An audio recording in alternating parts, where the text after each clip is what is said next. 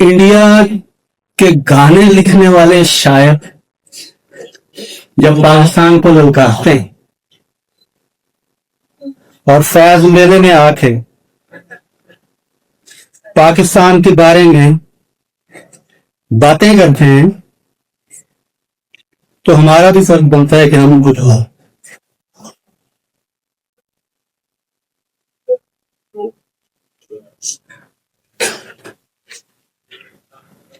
تو دشمن کے نام پیش کرتا ہوں تحفہ.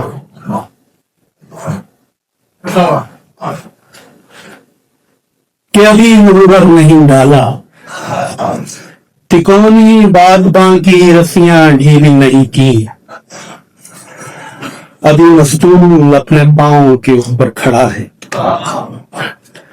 سفینے کے بھرے سینے میں سانسوں کا ذخیرہ سرس رہا ہے. ابھی ہم ناقدانہ فاصلے سے اجنبی ساحل کے تیور دیکھتے ہیں. کھجوروں کے درختوں میں چھپی سرگوشیاں سننے کی خاطر ہم نے اپنے کان زندہ کر دیے. پہاڑی میں سرکتے تیر اندازوں کے کاروبار پر آنکھیں لگا دی. ہمیں کوئی اپنے صاحب پر پذیر آئی کہ کس انداز کے قابل سمجھتے ہو یہ تم پر ہے. اگر تم تیر چھوڑو گے تو ہم نے اپنی آنکھوں کے سوا سارا بدن پگھلے ہوئے لوہے کے پانی میں ڈبویا. ہمارا ہاتھ ترکش کے کھلے منہ پر دھرا ہے کمان کی خشک اور اکڑی زبان تو مدتوں سے تیر چکھنے کے لیے بے چین.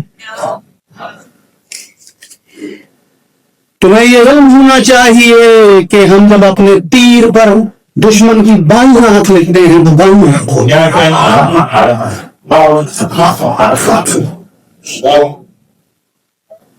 اور تمہیں یہ علم ہونا چاہیے کہ ہم جب اپنے تیر پر دشمن کی بائیں آنکھ لکھتے ہیں تو بائیں آنکھ ہوتی ہے کبھی ابرو نہیں ہوتا.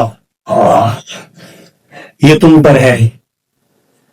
اگر تم ہم کو سینے سے لگانے کے لیے ساحل پر آ کر اپنے بازو کھولو گے تو ہم بھی بڑبڑاتے بادوں کی رسیوں کو کھول دیں گے.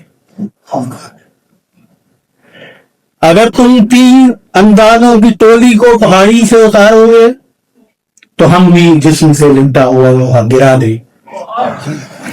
تمہارے ہر عمل کو ہم بڑی ایمانداری سے بڑے انصاف سے رتے ہوں گے. تمہیں یہ علم ہونا چاہیے کہ آنکھ کے بدلے میں آنکھ اور دل کے بدلے دل ہمارا ضابطہ ہے. تمہارا حسن ظن ہے سوچ کے ہر دعویے سے سوچنا کہ ہم لوگ پانی پر کھڑے ہیں کس پذیرائی میں قابل ہیں.